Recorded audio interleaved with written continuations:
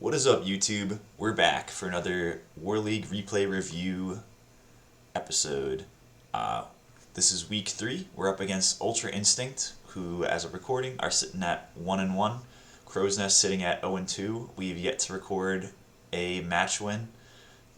So we're pretty down bad. Looking to flip the momentum this week for sure. My opponent's Giya, very solid player. Actually, a member of Crow's Nest, not our War League team, but our Edison team. And I know she's a good player, and it's going to be a tough match. At this time, Yomera was the only player for us to go, and he lost a close one in Game 3.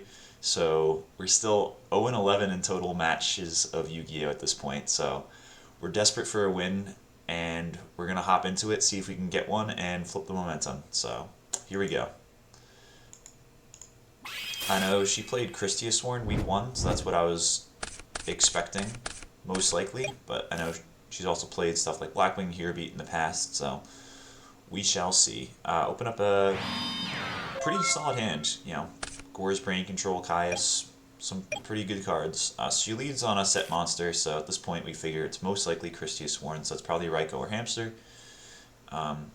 We opt to not set a D prison into a potential Raikou or Lila, and just opt to full pass here, get the Gores in play, even if she summons something and attacks in and then flips a Raikou, at least we still have a token which we can then sacrifice for Caius or something, and we force out the Raikou pop, which we have to get out of the way eventually. So, yep. This here confirms that it's definitely Christia Sworn with the recharge. Completely whiffs on the mills, which is nice. So then here she Gold Sarks for Judgment Dragon and summons Lila. And swings in, so yeah, here we're obviously dropping the Gores while we can.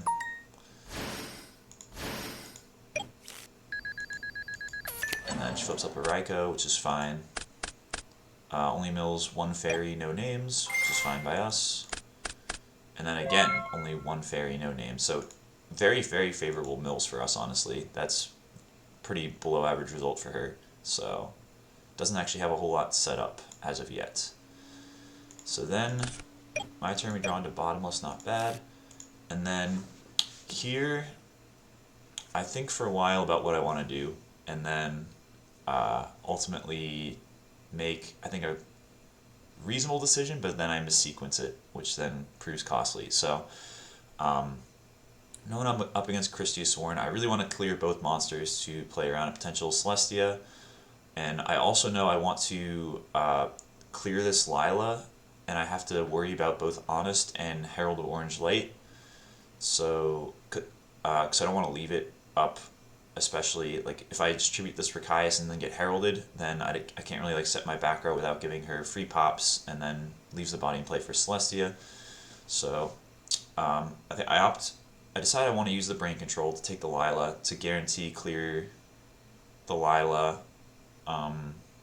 through a Herald or Honest, and then it's just a matter of which of these I'm summoning alongside of it for a Synchro play, or Caius, the other monster, and then get in for damage. I think for a while, and then I decide I like the Brain Control the Lila, Diva into Diva, and then ladder up for a Stardust, which can protect my back row. And then I was going to swing in with the token, so even if she over the Raikou, so even if she drops the Honest, then the Stardust could then beat over the Raikou while it's only at 1900 after the boost. And if she doesn't have it, then we have the token in play for a Tribute Summon Caius if she tries to set a monster or something to stay alive. So that's what I decided to do. However, after thinking that through, I missequence it immediately by activating the Brain Control first. And this is a mistake because of Herald of Orange Light. I want to test for that first by summoning the Diva first and activating the effect, so that way if she does activate Herald of Orange Light, I can at least save the Brain Control for the Caius play the next turn. The second I put this in Graveyard, I realize I mess up, and I'm like, oh no, I really hope she doesn't have the Herald to punish this. And she does. So, yeah. At this point I'm like, oh no, here we go again. Crow's Nest down bad, yet to get a match win, and here I am making a bad play game 1. So, really kicking myself for that one. You can see in the chat here, I'm like, yep, that was a missequence. So then here we have to just swing in, and then I think I just set everything here, just to try to still have a back row after after I have to give back this Lila and she pops one. Set the Book of Life because it's dead. Hopefully she hits that, not like my real traps that'll help me stay alive. But having to give back the Lila here really hurts, and that was a bad mistake by me. So then here, she goes ahead, pops the back row, hits the bottomless, and then summons for Celestia, and I'm like, oh no. The Herald into Celestia to punish when I had the chance to full clear really hurts. She chooses to play around Starlight Road here, just popping one, which is reasonable. She probably feels like she's in a good enough spot to do so. Does hit the dead Book of Life, so we can prison that. So we're still in this, despite making that mistake. She has the JD on the way, which we have to keep in mind, which, 1, 2, 3, yeah, is now live after the Celestia. Pick up Instant Fusion, which is decent, because now we know after she JDs next turn, we have Instant Fusion plus Caius to get rid of it. So we maybe have a chance. So here we just swing in, getting some damage, and pass. Here she gets the JD, drops it as expected. So doesn't have like Soul Pal or Christia extenders or whatever, which is good. So we do live a turn. So it's a monster. I remind her she needs to mill for JD. Let me pick up Mirror Force. So yeah, pretty straightforward move here. Go ahead, Instant Fusion, drop the Caius, and then hit into the set. Hope it's just like a Raikou, pop the Caius, and then set the Mirror Force, stay alive. It's a hamster, so she can then do this. Raikou pop the back row, and then summon Celestia, and we scoop it up because we are dead. So yeah, super frustrating game. Not playing around Herald properly there, but you gotta just admit the mistake and come back ready to go for game 2. So game 2, very solid hand actually. You know, Mind Crush can be really good in this matchup. You know, snipe Honest, or after they Beckoning Light, rip out their boss monsters.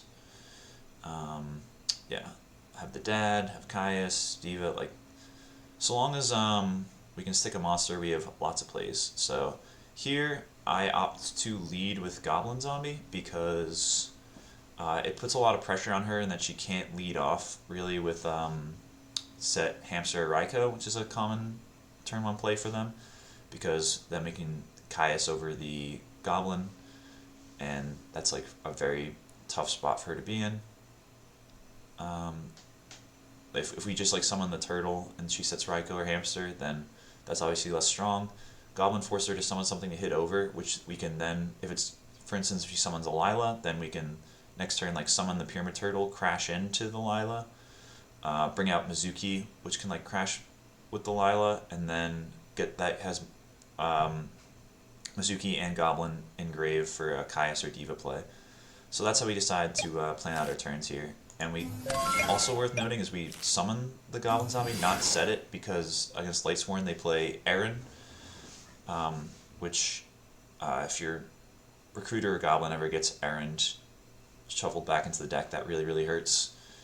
And they can play 2 to 3 copies of it if they obviously play Charge and Light Brigade, as well as some lists play Reinforcement of the Army, which can search it. So we go with the normal summon to play around that. However, here's where we get punished by a side decked Thunder King, which is going to blank this search, which really hurts. I'm like, oh no.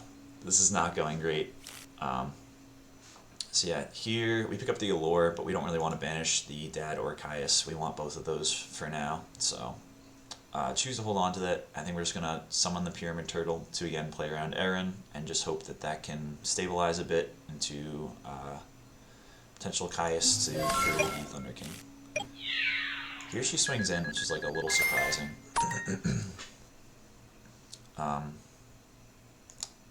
Yeah, I guess with the Thunder King up, she's not really too scared of anything we can get off of it.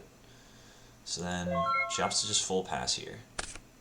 And then we pick up Dust Shoot, which, staring at a hand of 6 cards, is looking pretty good. Dust Shoot plus Mind Crush, pretty powerful combo. Yeah, and ideally we'd be able to like use the Dust Shoot to put back a Herald to let this Caius guaranteed walk, but obviously we don't have any way to stop the Thunder King from swinging over, so we have to just go for it here. If this does walk, which I don't really expect it to, worth noting is that Goblin is Chain Link 1. It still activates even though there's a Thunder King on the field because it's a mandatory effect. And then Caius will be Chain Link 2, so if it does resolve, Caius will banish the Thunder King, then Goblin will resolve and successfully get the search as Chain Link 1. And even if she heralds, it's at least a 2 for 2. And then we can hopefully just like... and then if she heralds, that's also setting up our dad by putting both the Goblin and Caius in graveyard, and then we can hopefully just take away any additional pressure with these cards and look to stabilize from there. So we attempt this, we do get heralded, not too surprising there. And set our stuff, and then fire the Dust Shoot. And we're looking at this. And then here, I don't know if I really like what I ended up settling on. Yeah, I really wasn't sure what to shuffle back in Mind Crush here. Pretty sure I opt to shuffle back the Honest with the intent of expecting her to summon the Lila and try to pop the back row, and in which case we chain the Mind Crush, calling whatever we feel is the most threatening, and then next turn ideally hope to draw into something that like a recruiter that can just beat over the Lila. I'm pretty sure that was my reasoning, but I don't know. I feel like maybe I should have just put back the Lila or something and then saved the Mind Crush for when she was about to drop Christia, just like call either the Christia or something else that can throw off their fairy count. That might have been better. But yeah. So I do decide to just put back the Honest. Because like I'm not really beating over this Thunder King, I don't think. It's not really my game plan for getting rid of it, so I don't know if I really cared about the Honest.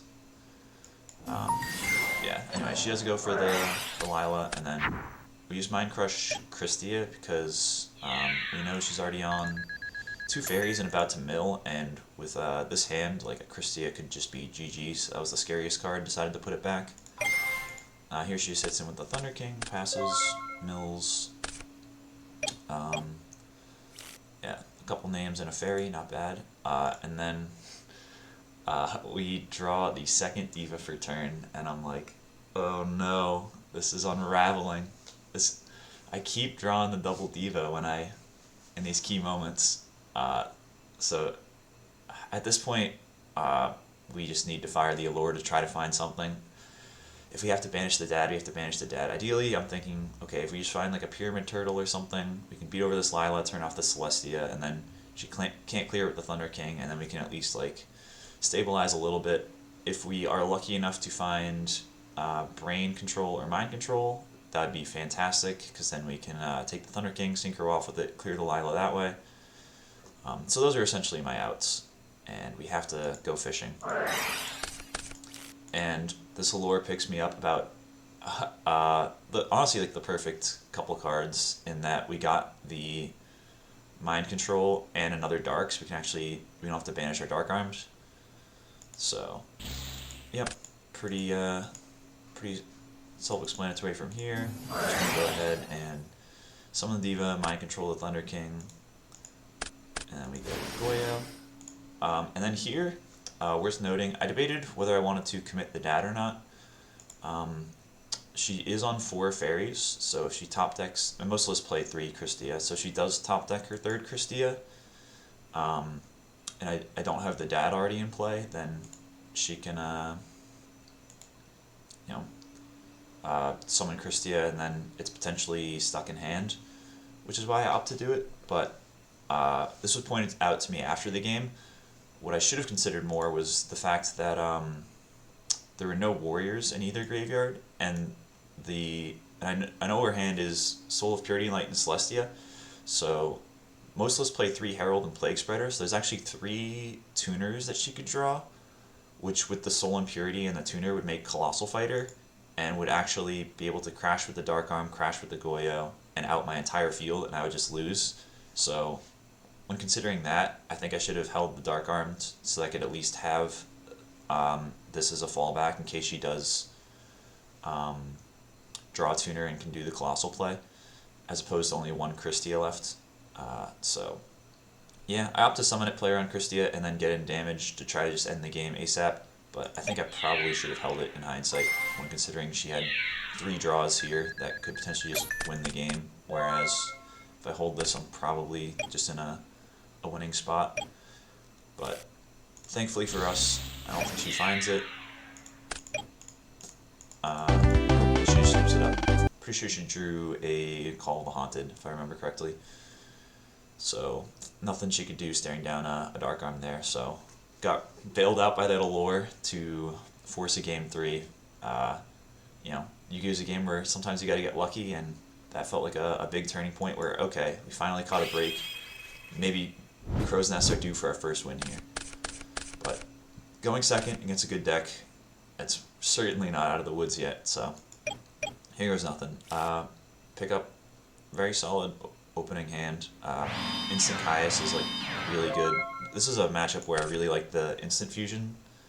Against like Frogs, Christie Sworn, Dragon Turbo, back row light decks that hold big hands, I feel like the instant fusion for added speed to pressure them is really, really good, as well as getting the Reaper of the Nightmare in play to discard their hands and mess up their combos and whatnot is really, really strong. So yeah, this is a matchup where I do really like this card. There's some matchups where I don't like it as much, but here it's good. And then we also pick up the Book of Life. Instant Book of Life plus Caius is like the dream, because you do this and then you instantly set up your Book of Life play to rip a card too, potentially. So yeah, very, very good going second hand. So we're definitely going to fire the instant plus Caius, and if it happens to get heralded, then that puts a monster in her grave that we can Book of Life and get in with the Reaper to rip a card as a nice plan B. And then if this does just happen to walk, this is like as good of a start as you can ask for against Christie Sworn. Get in big damage, shut off their mills. Like you just want to kill them before they get going, because once their grave's set up, like there's just so much that can go wrong. So then here she's forced to just summon Lila and mill, which shows me that her hand is not the best. And then again, like we've been getting pretty lucky with the mills. Doesn't really find anything too useful there. Just one fairy, gets rid of scary cards like Cold Wave and Decree. So then yeah, here I need to think about what I want to do at this point. So the back row didn't stop the instant fusion Caius play. So at this point I'm reading it most likely as Decree, because I don't think she would set Beckoning Light turn 1 like that. And if it didn't stop anything, I'm thinking it's most likely Decree, so I'm not really worried about the back row. And then we really want to clear this Lila no matter what, to play around Celestia. So we did see her milling on us, but there's still one left. We know she doesn't have Heralds because she would have done it turn 1. She could have drawn Herald for turn, which is a consideration for sure. But I opt to go with a Dark End play to clear this. Hopefully she didn't draw Herald for turn. And then that also, like, if that does go through, then plays around Honest, and it threatens any additional set monsters. Like if she has to just like set a Hamster or Raikou into the Dark End, like she's just in a super losing spot. So we have to do the Dark End. It does go through, and then the Book of Life, banish the name, and bring back this to get a card in. And at this point we're feeling pretty good. Tempo's in our favor. Seems like our hand is slow. Getting a nice little +1 off the Reaper discard, so it's looking pretty good.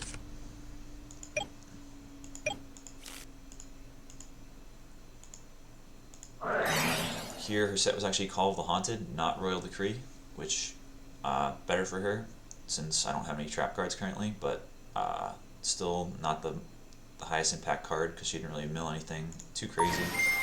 She's just going to do a Revive, Honest, Bounce, Honest to clear the Dark End, which is fine. And then here she just mills and passes. And then here we have Plague Engrave, so we're just going to go ahead and go for the kill shot. Go for the Brio to bounce the Lila Swing for game. She knows it's game, so she scoops it up. And just like that, Crows are on the board with our first match win of the season. Definitely got pretty lucky. I obviously made the big mistake game 1, and then game 2 got bailed out by a really clutch Allure when staring down a Thunder King.